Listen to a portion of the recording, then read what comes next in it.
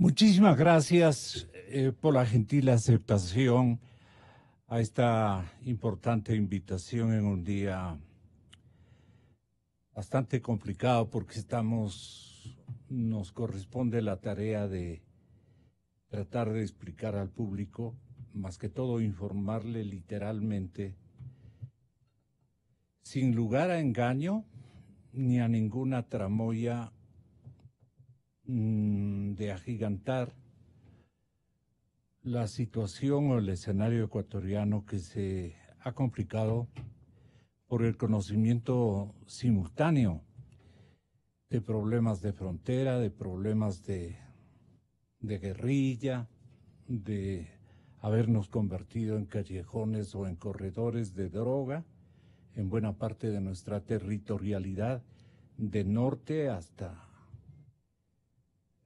hacia todas las playas del Pacífico. Han habido disidentes abatidos por el ejército colombiano, asunto que lo vamos a reprisar en el afán de... Sí lo tiene, ¿no? Tiene... Exactamente. Las cadenas colombianas alertaban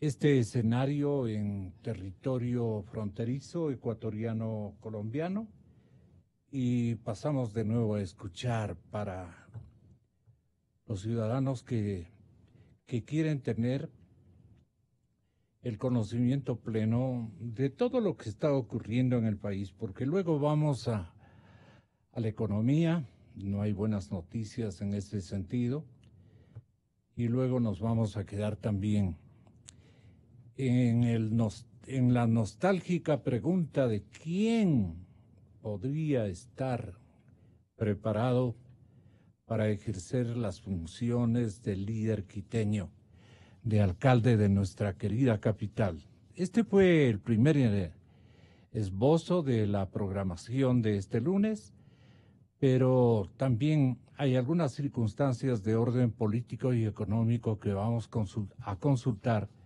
a tan distinguidos ecuatorianos que nos ayudan con su presencia, sus conocimientos, su sabiduría y bueno, un gesto de orientación con el realismo que ameritan los temas que vamos a preguntarles. Está aquí el intelectual Luis Verde Soto, el intelectual Santiago Basabe, el politólogo y hombre de opinión que sirve a numerosas sociedades en América Latina, como es Santiago Nieto. Y de arriba abajo, Santiago Nieto en todo el continente lo vemos a cada momento movilizarse a cumplir tareas específicas de consultoría política y de medición de posibilidades de los cuadros que han de gobernar numerosas naciones de nuestro continente. Bueno, señoras y señores, esto es lo que nos decían los medios colombianos desde esta víspera. Estas son las imágenes del bombardeo en una orilla del río Italia, zona selvática de Calamar Guaviare, donde estaban reunidos hombres que hicieron parte de los frentes primero y séptimo de las FARC y que hoy siguen bajo las órdenes de alias Gentil Duarte e Iván Mordisco. Como mensaje al país, como mensaje a esos propios bandidos, como mensaje a los que están adentro del proceso de paz, para enviar un mensaje de tranquilidad en su protección, pero para también ser muy claros, para enviar un mensaje de lo que le espera a aquellos que no quieran jugarle limpio al proceso de paz. Según las fuerzas militares en el Guaviare, hay unos 500 de los 1.200 hombres que integran los grupos disidentes de las FARC. 58 que se han presentado voluntariamente. 58. Capturados en flagrancia, 178. Y muertos en combate, 12. Durante la recuperación de los cuerpos, los soldados encontraron campos minados con los que este grupo ilegal pretendía blindar su campamento. La situación de la frontera queda dicho en otro reporte que lo vamos a transmitir este momento, lo transmitimos a primera hora de hoy.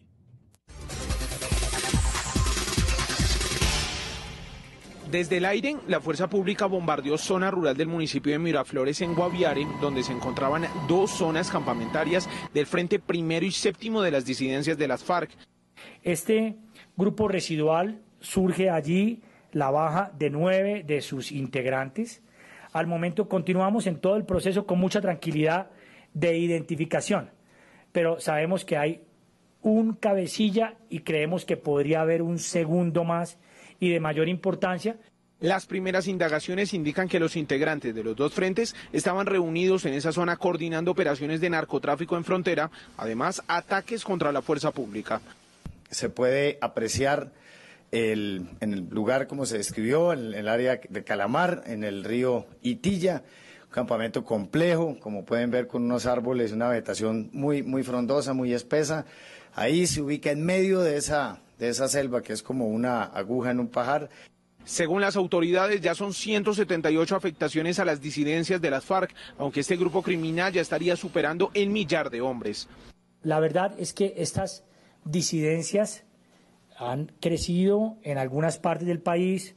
Inicialmente dieron el salto de 500 a 750 a 1.000 y ahora nos encontramos nosotros en una tarea muy importante que se denomina el conteo de la amenaza. Nosotros, la última preparación de la amenaza residual en ese sentido nos da una cifra aproximada de 1.200.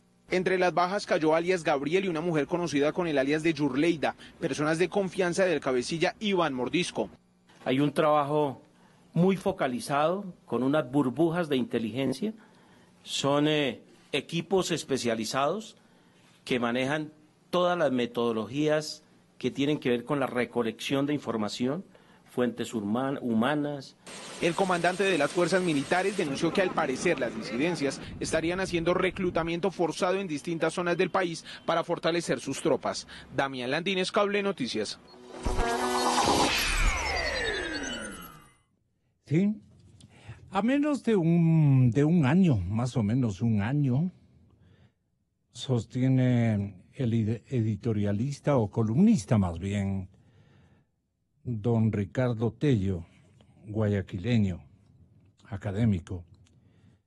A menos de un año de la elección de el licenciado Lenín Moreno Garcés como nuestro presidente de la República, dice el columnista costeño, la justificación de que todo lo malo o lo carente en el manejo del Estado es responsabilidad de su antecesor, empieza ya a convertirse semánticamente en un lugar común y a generar dudas. Como que va siendo hora de que lo supere y lo demuestre. Digo, el que haya decidido cerrar la Secretaría Nacional de Inteligencia, SENAIN, por motivos de austeridad, escribe el hombre, por motivos de austeridad, o por un clamor ético de parte de la ciudadanía, y que 24 horas después ocurra la explosión de una bomba artesanal que mata a 3 de nuestros uniformados comandos de la Armada Nacional, comandos caracterizados por su gran eficiencia, pero que fueron a dar los 3 en simultáneo a un tanque en la oscuridad de la noche a ver qué es lo que contenía el tanque. No es que de ahí se desprende la idea de que en Fuerzas Armadas las cosas no han ido en términos instructivos y de concepción modernizante de lo que tenemos este momento en línea de frontera. El tipo de guerra que nos explicaban a lo largo de 1 hora y media algunos militares en servicio pasivo en nuestras ondas nos hacen pensar que la inteligencia estuvo destinada simple y llanamente a cuidar que tanto Correa como seguramente el ilustre presidente que este momento ocupa el Palacio de Carondelet, hombre muy querido por la población, no podemos sino mencionar aquello. La confianza pública ha sido fantástica, inesperada incluso para él mismo. Es un hombre que ha tenido de alguna manera opciones muy poco fallidas, digamos, fallidas por la clase de país que recibe en sus manos, una economía totalmente destrozada, una institución militar sin ánimo de lanzarse a una defensa de la territorialidad y dejando pasar, no obstante, las quejas que hemos, por lo menos en este medio de comunicación, hemos alertado, la presencia de corredores que han estado al servicio de la evacuación de grandes cantidades de droga por playas ecuatorianas, con todos los agravantes que eso va encerrando de a poco. La crisis política y la modernización fallida, que es un artículo precisamente de uno de nuestros invitados, Luis Verde Soto, alude a denunciar el momento que está viviendo el Ecuador. Ayer uno de las vocerías más importantes del gobierno mencionaba que la situación económica es tremendamente grave. Miguel Carvajal, secretario de Presidencia con categoría de ministro de la Política, decía lo siguiente: no hay plata.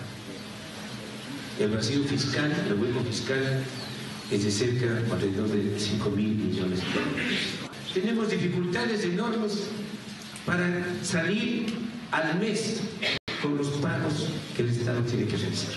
Y tenemos, a su vez, que tomar en este año 2 endeudamientos nuevos para poder salir de la situación económica que estamos, porque tenemos que hacer pagos de deuda. En junio necesitamos colocar bonos, y no se puede colocar bonos porque no se sabe en qué monto estamos y cuáles son los parámetros para medir, porque esa es la razón.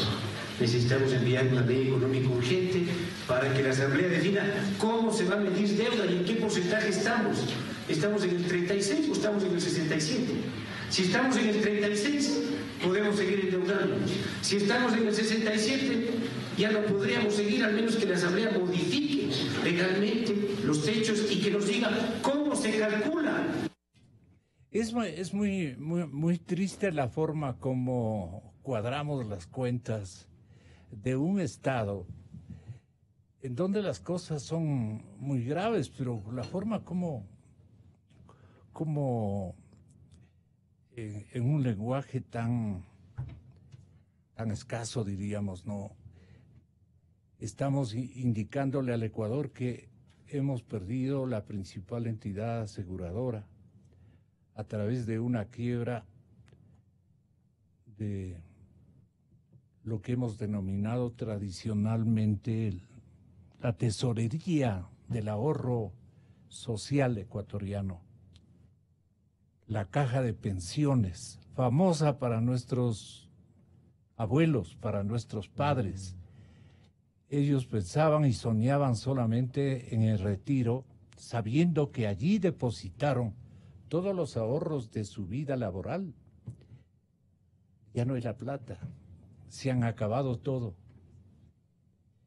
Y entonces nos alerta no el señor presidente Moreno, sino personas como Carvajal, importante cuadro de la presidencia de la República, pero que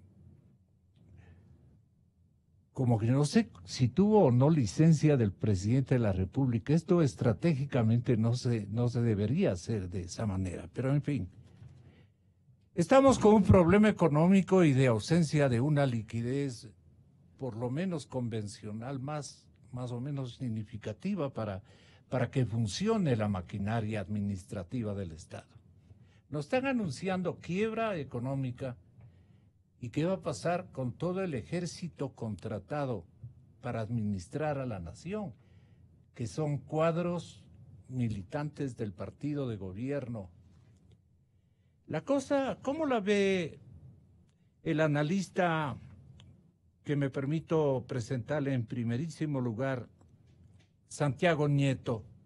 ¿Cómo le ve usted al país, usted que tanto está recorriendo y ejercitando comparaciones cualitativas y cuantitativas de la realidad de muchísimos países, y especialmente cuando tenemos unos cuadros alicaídos, por decirlo menos, en el ámbito político, cuadros dirigentes que realmente no sirven para nada?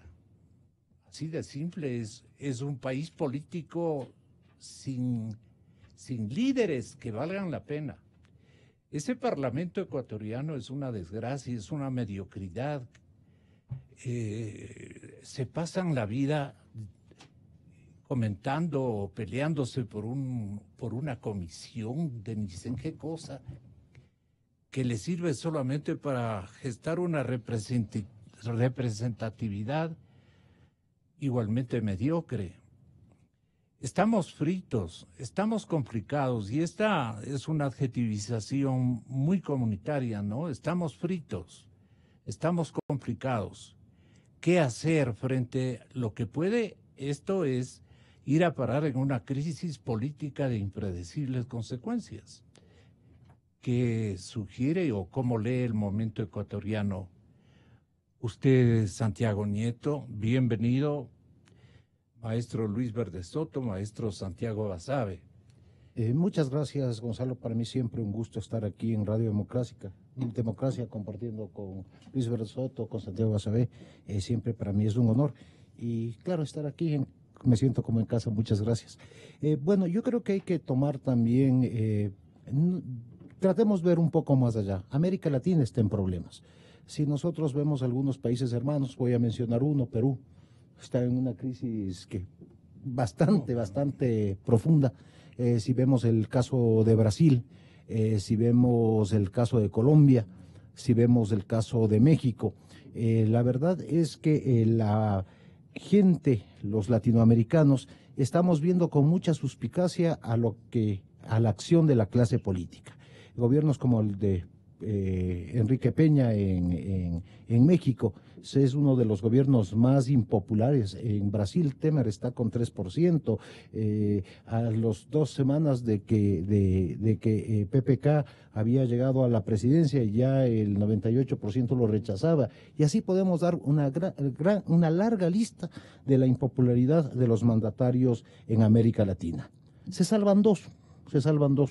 El uno es el presidente Mauricio Macri en Argentina, que llevando ya 2 años de gobierno está con saldos positivos, tiene buena imagen, y Lenín Moreno, que es uno de los mandatarios mejor evaluados en la región por las transiciones. Lleva recién 8 meses, si es que no me equivoco, de su mandato. Todavía la gente tiene expectativas de ver cómo hace las transformaciones, que quiere que las haga, no que las dijo, porque tomó un rumbo que no era el esperado, ni era prometido.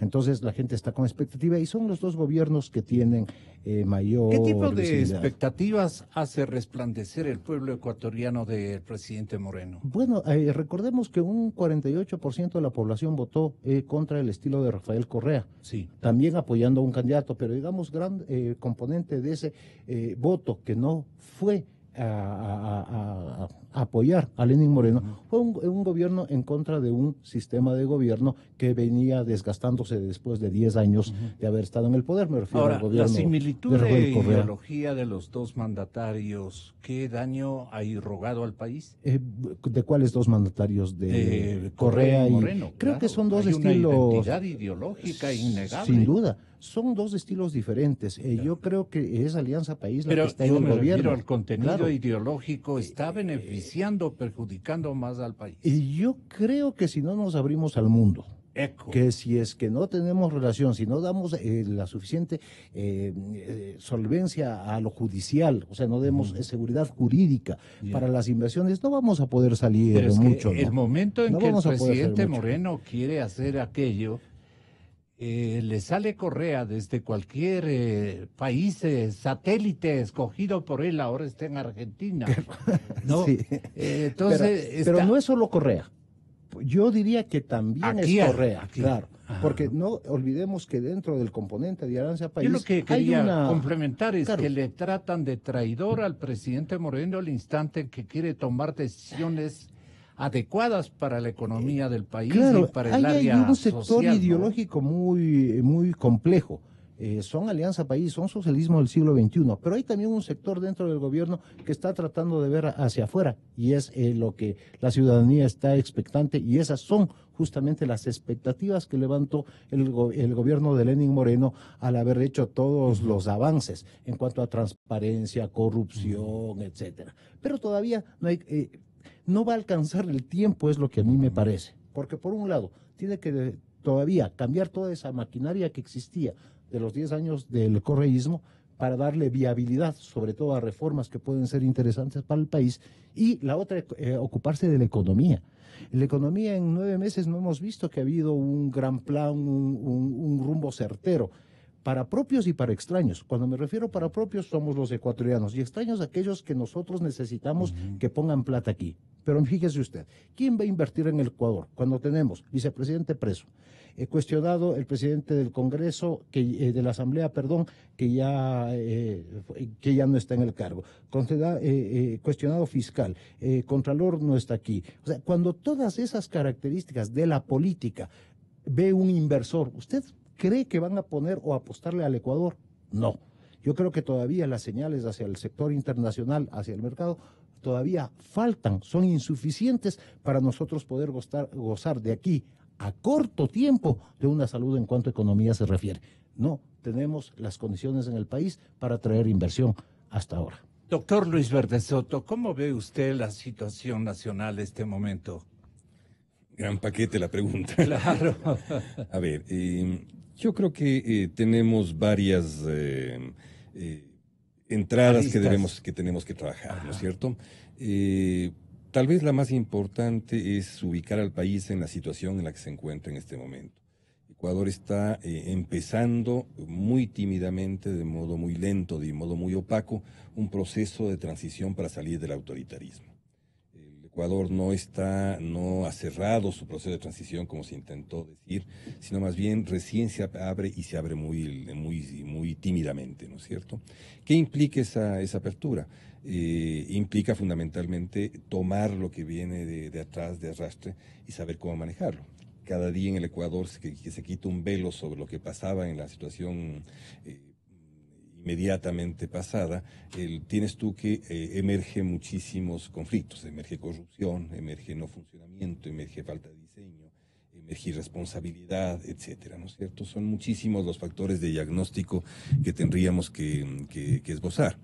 Ahora bien, el tema es cómo tú armas, ¿no es cierto?, en medio de una problemática tan grande, con tantos frentes, cómo tú armas una estrategia con la cual, hacia dónde ir, ¿no es cierto? Y claro, lo primero que tienes cuando tienes tú que armar una estrategia es saber hacia dónde vas, para saber qué tipo de instrumentos organizas para lograr esas metas, ¿no es cierto? Entonces, el primer problema es que no podemos ocultarnos de dónde venimos y el tipo de daño que infligió el autoritarismo al Ecuador. Ese es el primer problema. Y tenemos que ser muy transparentes en poder abrir esa caja de descomposiciones que vive en el Ecuador. El autoritarismo se encargó, ¿no es cierto?, de descomponer los acuerdos básicos fundantes del sistema político, del sistema económico, de la convivencia social.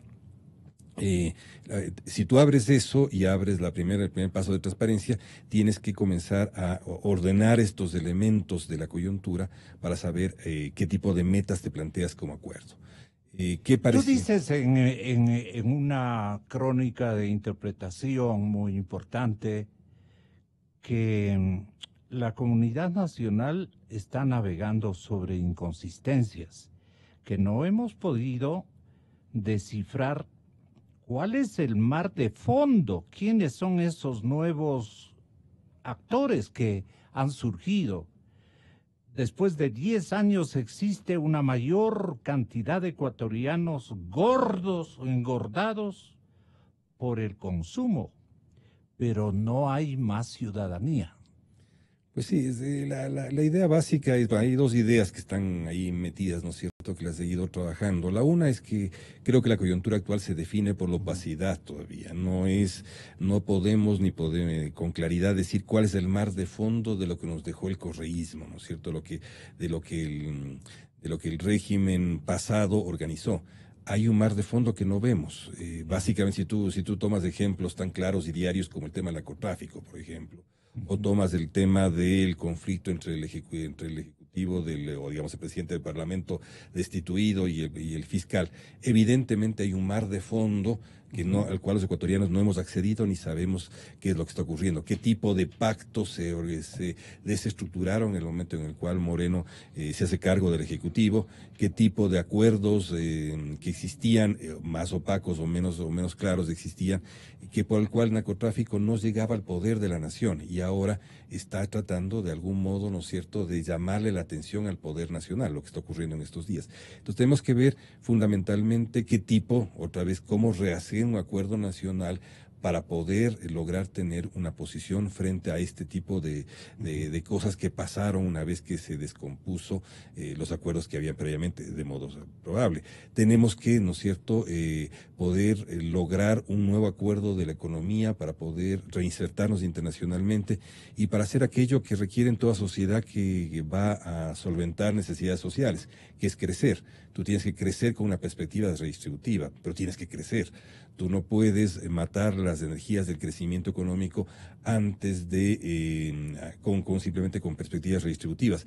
Hay que lograr armonía entre los dos planos, entre la redistribución y el crecimiento.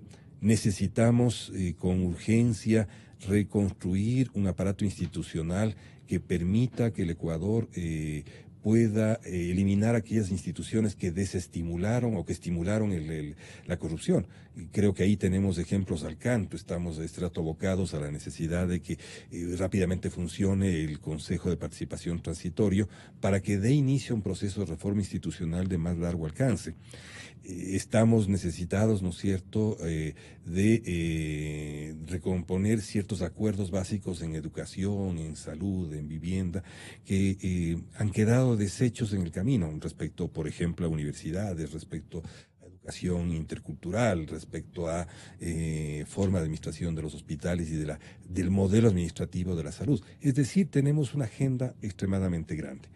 El tema, para volverlo... Que no ha sido copada, sino solamente de preocupaciones retóricas. Es intacta, la agenda está intacta. O está la crisis intacta, como tú dices. Es decir, está intacto el planteamiento del hacia dónde vamos, ¿no es cierto? A estas alturas, cuando tú tienes una situación compleja, con este mar de inconsistencias y este mar de fondo que tú no ves, tienes que finalmente plantearte, mientras vas limpiando de inconsistencias, para no decir de porquerías, el mar del cual está navegando la nación, tienes que saber por lo menos hacia dónde vas, qué tipo de metas te planteas y cómo construyes eso. Eso es lo que el Ecuador este rato requiere para esto que es un régimen de transición. Si no entendemos de que este es un régimen que tiene que empezar una transición, que tiene que moverse una transición, y que la transición tendrá que hacerlo con los actores viejos o con nuevos actores, es un tema de dilucidar. Esa transición tiene que abrirse. ¿Cómo se logra abrir esa transición? Ese es el tema. Y cómo los ecuatorianos tenemos que bajar nuestras ansiedades para poder lograr el que haya momentos en el cual este cúmulo de recursos que se metió en una modernización no termine siendo fallida. Es decir, que este cúmulo de recursos funcione para algo. Para mí el mejor ejemplo que ocurre son las ciudades del milenio, experiencias que fueron copiadas del África, ¿no es cierto?, y que fueron supuestamente hechas para redimir las injusticias históricas o los pueblos donde se asentaba la producción petrolera, y que ahora esos mismos pueblos tienen que convertir esas casas en gallineros porque tienen que quedarse con esas casas, porque si no las pierden. Ese es el problema del Ecuador, haber pasado de una imagen de la sobrepotencia que iba a producir barcos para exportar al mundo ciudades flotantes y terminar exportando uvillas, haber producido ciudades que redimían las injusticias históricas que terminan siendo gallineros más injustos que las injusticias que debían. Está bien graficado aquello. Opinión del señor doctor Santiago Basabe. ¿Qué momento estamos viviendo en nuestro país? Hola Gonzalo, buenos días a la audiencia, a Luis, a Santiago. Gracias por la invitación. A ver, yo creo que hay que situarse entre lo que los políticos pueden hacer, entre lo que los políticos quieren hacer y lo que pueden hacer. Y en eso hay una distancia enorme, igual que con los médicos. Todo médico quiere salvar al paciente, pero a veces no puede nomás. O sea, el paciente está en una situación tan grave, tan calamitosa, que no lo puede salvar y el paciente se muere. Y creo que esta metáfora sirve en alguna medida para relacionar con el caso del país y sobre todo, y esto vinculado con lo que decía Luis y Santiago también, para ver las expectativas que la población debería tener al respecto. Y yo creo que, sin pecar de ser pesimista, me parece que la población no debería tener demasiadas expectativas respecto al gobierno de Moreno. Quizás, y esto vinculo con lo inicial, quizás no porque no quiera hacer cambios de fondo, sino porque no puede hacerlos. Y no puede hacerlos por un sinnúmero de razones en particular. Por ejemplo, hemos hablado en estas semanas del país escandalizado con los temas de corrupción que emergen de diferentes instituciones del Estado. Y la gente ahora se plantea en cuál institución del Estado no habrá corrupción, no en cuál habrá corrupción, porque lo común es que exista la corrupción. La gran discusión ahora es, ¿existirá alguna en la que no hay corrupción? ¿En la que no existan estos problemas del pasado gobierno? Vergonzosa interrogante. Absolutamente vergonzosa, por decirlo menos. Pero entonces el punto es, asumamos que Moreno quisiera hacer un saneamiento real al tema de la corrupción, la cirugía mayor, como él decía. Claro. Si es que él empieza un proceso profundo, real, radical, hay mucha gente, pero mucha gente que está involucrada en los procesos de corrupción de los 10 años previos, que son sus ministros de Estado, que son sus asesores, que son sus subsecretarios, que son sus cercanos, que son sus agnados y cognados. Entonces, hacer un ejercicio de ese tipo implicaría, de alguna manera directa o indirecta, vincular a muchos de sus actuales funcionarios. Por tanto, políticamente él no puede hacer un ejercicio de esa dimensión. Puede empezar a dar ciertas señales, evidentemente, el ex vicepresidente preso, por ahí algún juicio, por ahí alguna sentencia menor, por ahí una orden de prisión, una declaración pública. Pero más allá de eso, cuestiones de fondo, insisto, me parece que la población no debería esperar porque el presidente, así quisiera, no lo puede hacer. El tema económico era lo segundo. ¿Cuál sería la idea? Y perdona, no se puede zafar de ese entorno de cadenas ideologizadas que apenas se mueve del cuadrante, digamos. Ya. Lo condenan y lo tratan de traidor y le ponen así frente a la gran muralla de adeptos a esta revolución ciudadana le pone como una especie de incapaz, mediocre le dice a cada instante, que no atina qué hacerse en la vida si no vuelve a ser presidente de la República. Aparentemente le odia a todo el mundo, pero no hay tal. Él tiene confiadas seguridades, acertadas previsiones para unos de que él puede en un tiempo más o menos prudente retornar al ejercicio de la primera dignidad nacional por el tipo de electores que tiene nuestra sociedad, que obviamente recuerda las carreteras, dice, como que las carreteras le han beneficiado a alguien, ¿no? Es el populismo carismático que se expande y ha primado en nuestro país. Y este instante no podemos desconocer de que él sigue siendo un hombre popular, ¿no? No sé qué opinan ustedes desde el lado de la academia, ¿cómo ven ustedes esto, no? Sí, yo creo que es popular el expresidente, y no solo es popular, sino que es fuerte políticamente, me parece. O sea, si tú analizas la conformación de Alianza País en mayo del 2017, cuando llegan, cuando todavía el matrimonio no había explotado, no se había dado la ruptura. Y analizas quiénes se quedan del lado correísta, por decirlo de alguna manera, son los mejores cuadros de Alianza País. En términos políticos, los mejores cuadros de Alianza País, nos guste o no nos guste Alianza País, tengamos las críticas que tenemos, los que tienen mayor trayectoria, mayor experiencia, mayor destreza, se quedan con Correa. Se quedan con Correa todos. Todos. El único cuadro político que pudo ser el vínculo entre el gobierno y la legislatura y pudo desarrollar esa tarea fundamental era el ahora ministro, que lo acaban de poner, el ministro Miguel Carvajal, que desafortunadamente para los intereses del país renunció al curul y se fue a Carondelet y se quedaron huérfanos desde la asamblea. Entonces, creo que eso en alguna medida da cuenta que la capacidad de convocatoria del expresidente no solo es en términos del electorado, sino también que tiene una bancada importante en la legislatura. Tan importante que la Alianza País que se ha quedado, digámoslo así, no puede tener una actitud demasiado díscola frente a los correístas, porque los correístas van a ser fundamentales para aprobarles determinados proyectos de ley donde creo, y el Partido Social Cristiano no le van a dar los votos. Entonces, visto al menos desde estos dos espacios, me parece que la influencia del expresidente sigue ahí, está presente, y la posibilidad del retorno a una candidatura va a depender de que se haga una nueva constitución. Y como en el país ya cumplimos los 10 años que suelen durar las constituciones, seguramente en el próximo año tendremos ya un nuevo proceso constituyente para refundar el país, y donde seguramente el expresidente usará toda la influencia política que ha manifestado para que en la nueva constitución se elimine una restricción de ese tipo y pueda estar nuevamente en carrera. El presidente Moreno sabe que podría eventualmente, no obstante una aparente simulación o segura animadversión a que vuelva Correa al ejercicio del poder. Pueden haber las dos cosas, y así comenta el público, ¿no? Él lo que busca es que sus ideas de juventud, me refiero al presidente Moreno, se cristalicen y ellos puedan permanecer en el poder político de nuestro país durante mucho tiempo.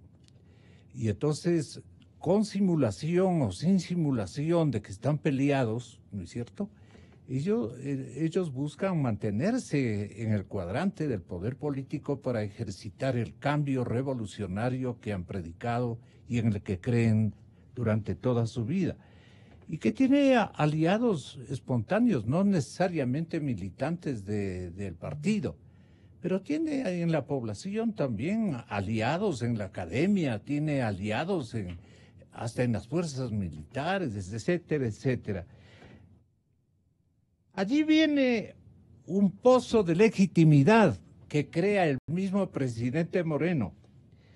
Es el Consejo de Participación Transitorio, al que así le titula Luis Verde Soto, Consejo, gran pozo de legitimidad hacia el cual han desplazado grandes expectativas de la sociedad. Dice, conmigo yo estoy complicado.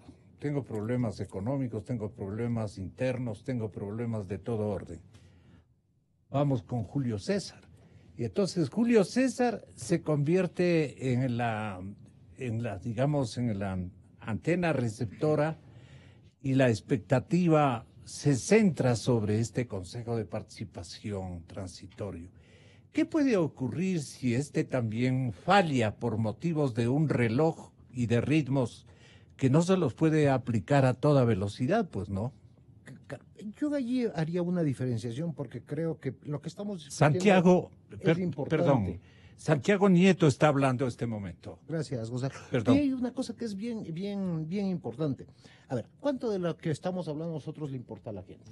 Yo siempre me voy a ir a la gente. ¿Por qué? Porque la gente define en otros espacios su apoyo o no a los liderazgos, su decisión de voto, el regreso o no a un sistema, etcétera. Tenemos un problema muy grave. Correa viene de un fallido sistema político. O sea, Correa no es que apareció de la nada. Correa es un rechazo a los partidos políticos. Correa decía, abajo la partidocracia. O sea, toda esa lectura que en un momento fue el discurso de Rafael Correa para llegar a la presidencia, existió y existe. Por eso es que al presidente Moreno, más allá de que los de Alianza País le puedan llamar traidor, etcétera, cualquier vinculación del gobierno nacional a los partidos políticos tradicionales, a la gente es a la que le molesta. Porque ¿qué dice la gente? Ahí están otra vez los políticos. De hecho, eso está pasando con la Asamblea. Y creo que y yo coincido mucho con Santiago. ¿Por qué? Porque ahí se están ventilando todos los conflictos de la política. Entonces, el partido Creo, el Partido Social Cristiano, el Partido Alianza País, que son los que más suenan, son aquellos que hacen el caos. Y la gente lo que está viendo es a la Asamblea como otro congreso, por decirle de alguna manera. Entonces, digamos, así viene el correísmo, así está. Y ahí está el presidente Lenín Moreno, tratando de hacer una acción frente a una ciudadanía, olvidémonos de los partidarios, que rechaza cualquier acuerdo que tengan con los partidos políticos nacionales. ¿Por qué? Porque la gente está odiando la política. En esa circunstancia no tenemos relevo en el Ecuador. Usted lo decía bien, Gonzalo. No hay un nuevo sector político emergente que nos dé una salida a los ecuatorianos para ver un futuro a mediano o largo plazo. Y habíamos dicho, yo creo que como vaya la economía, la gente estará satisfecha o insatisfecha. Lo decíamos con el presidente Correa en su momento, en sus dos primeros años. ¿Será él presidente popular mientras siga el precio del barril de petróleo a $110? Porque había mucha plata. Hay mucha clase media que se formó en los 10 años de Alianza País de Correa. O sea, hay mucha gente que antes no tenía plata, entró mucha plata al Estado, se hicieron clase media, autos de alta gama vemos en Ecuador muchísimos. Ecuador se hizo rico, acompañado de lo que es la dolarización. Recordemos que ese es un factor importante para que la clase media tenga crédito, etcétera, y pueda gastar y esté, como decías tú en tu artículo, que estén engordados con el consumo. Sí, eso está pasando. Y hay que entender que los ciudadanos ya no están pensando en los términos ideológicos que piensan los pequeños grupos de la sociedad. Por ejemplo, Alianza País, si sigue encerrado en su espacio ideológico, la gente le va a rechazar, porque la gente está viendo otras cosas. Está integrado a un mundo. Cuando Luis Soto llama a unos nuevos acuerdos sobre educación, etcétera, yo digo, ¿con quién vamos a hacer los acuerdos y cómo? Porque la gente, por desgracia, no aquí en el Ecuador, sino en el mundo entero, es absolutamente exigente y muy poco participativa. Sale un rato, se manifiesta y sale a su mundo, sale a su espacio, sale al iPod, sale al cine, sale al internet. O sea, hay otro mundo que estamos viviendo. El no comprender que el Ecuador también está inmerso en eso nos va a llevar a nosotros a la catástrofe. Porque vamos a seguir pensando que los electores ecuatorianos son del siglo XIX o XX y los electores ecuatorianos también somos del siglo XXI. Más allá de lo que quieran las élites y más allá de lo que quiera también la gente común. Simplemente es un movimiento que está y ha venido a quedarse. Y lo que decíamos hace un rato, ¿cómo puede el presidente Moreno abrirse ahora un paquete? ¿Con quién se puede abrir? Dígame, una figura emergente que nosotros podamos decir, a ver, aquí vamos. Y lo digo, hay gente muy respetable, querida en el país, pero que la gente ya le ve con sospecha después del fallido sistema de partidos antes de venir el correísmo. Entonces, social cristianos, Praderas de Guerrero, la gente que está en Creo, la izquierda democrática, la gente ahí dice, uy, y por desgracia, todo acuerdo político es visto por la gente con absoluta suspicacia. Querido Luis Verde Soto. Yo me siento invitado a seguir en esa línea, ¿no es cierto?, de conversación. Yo creo que en el Ecuador se ha producido en las últimas casi horas, yo diría, o en las últimas semanas, ¿no es cierto?, una situación que nos invita a razonar notablemente, que es la que aparece en varias encuestas. No he visto las de Informe Confidencial, pero he visto las otras, ¿no es cierto? Hay 3 que coinciden sobre el derrumbamiento de Alianza País. Pasa del 30% a 8% o 6%, dependiendo de las dos que estoy, 8 y 6%, ¿no es cierto? Este es el hecho más notable en términos de información. La pregunta del millón es si es la causa la ausencia de Correa. Todavía no lo sé, pero lo más importante es de que se produjo la pérdida del partido dominante que estructuró el sistema político en los últimos 12 años o 15 años. Tú tienes 3 momentos en la democratización, ¿no es cierto? El momento de intentar consolidar un régimen de partidos que llega hasta el año 95. Tienes el segundo momento, el momento de los populismos, ¿no es cierto?, nuevos, emergentes, militares, clásicos. Y el tercer momento, el partido dominante con un caudillo a la cabeza, ¿no es cierto? Esos han sido los momentos de la representación ecuatoriana en la democracia. Este momento aparentemente se ha derrumbado. Hay que ratificarlo bajo varios sistemas de investigación, pero aparentemente se ha derrumbado. Estamos pasando del partido que lo ganaba todo, el partido que lo dominaba todo, el presidente que era electo con pijama y sin pijama, el parlamento que podías tener tú 100 legisladores a ojos cerrados, etcétera, etcétera, que determinó, ¿no es cierto?, una forma de una composición del orden político. Aparentemente se ha derrumbado. Y esto no está yendo hacia país, hacia Revolución Ciudadana. Forma parte, sí, de este conjunto de complejidades críticas que menciona Santiago. Si hay gente que quiere de pronto que se vayan todos, que se refugia en el Internet, o que se refugia en métodos más privados de supuestamente hacer política. Pero en este rato, en el momento en que se derrumba el principal actor del partido dominante, se nos abren mínimas condiciones competitivas en el sistema político. Y es lo importante, al fin podrá haber algo de competencia. Hasta ahora lo que había es una competencia deformada para poder siempre terminar entregándole toda la representación al partido dominante. Eso aparentemente se ha derrumbado. De ser esto así, estamos frente al hecho más importante de la reconformación de todo el sistema, este rato político electoral. ¿Por qué? Porque al fin tenemos una condición en que los diversos actores ya no tienen que apropiarse de un sistema electoral para tratar de estar por delante de los otros. En el fondo somos más iguales en la pobreza, si quieres tú, en la pobreza representativa. Y esto da lugar a que todos nos reinventemos, y nos reinventemos no en el sentido constitucional, no nos reinventemos como país y nos reinventemos como sistema representativo. Que la forma partido clásica, aquella que se refieren diciendo que no tiene vigencia ya, hay que darle una nueva forma de expresión organizada a la política y de expresión fundamental. Esto es lo que aparentemente ha pasado como nuevo e importante. Ahora, el problema es que tenemos un contexto muy complicado.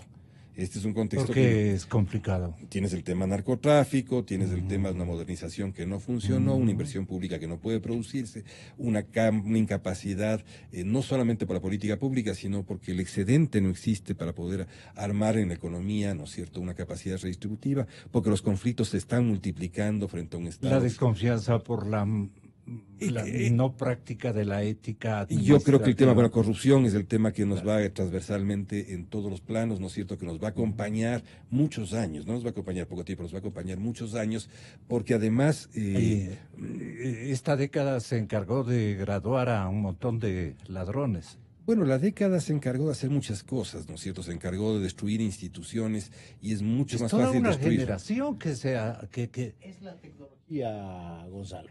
Porque si usted ve los videos que están ahí, los videos y los audios, la tecnología, perdón, sí, claro, es lo que nos da una posibilidad de cosas que antes ni siquiera se discutían, se pongan a la luz. Yo, solo un comentario, pues solo para terminar, yo me mataba de la risa, pues decía, yo cuando tenía 25 años nunca decía a nadie qué comía.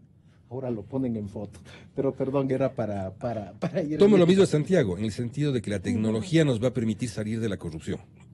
Es decir, el mismo hecho es de que tú puedes descubrir corrupción con la tecnología, con la misma tecnología vas a poder controlar mejor la corrupción. La corrupción del narcotráfico es incontrolable si no es con un alto nivel de desarrollo tecnológico.